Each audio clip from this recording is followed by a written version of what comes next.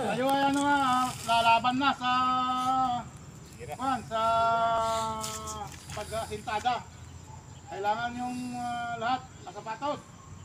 Ha? Papatos doon. Tapos doon walang pasaway doon ha. Tayo ay magtitimurp doon. Ibig sabihin, sundin nyo si Purman. Taas ng kamay ni Purman. Ano yung Purman? Dito kasarapan Purman. Eh ba kilala nyo si Purman? Yan ang Purman natin. Tignan nyo yung mukha niya ha. Yung mga hindi pa nakakilala, sundin nyo yung utos niya. Para yung trabaho natin ay mapaganda. Walang pasaway ha. Tapos siyempre pagka nandun na tayo ay trabaho lang tayo. Walang mag-aaway-aaway doon kung mas magaling. Sino mas magaling ha. Kahit na mas magaling kayo sa kay Purman, pasakop kayo kay Purman ha. Pagka helper in-applyan nyo, siyempre pag kayo maghalo-halo, walang kukontra ha.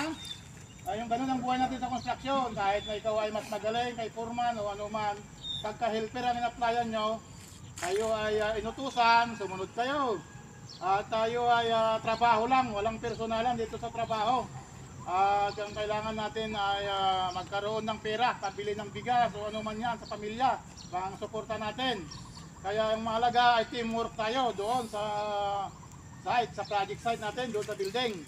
Tapos pagka sinabing ang break time, may break time. Kung walang break time, kung sinabing stop, stop ha?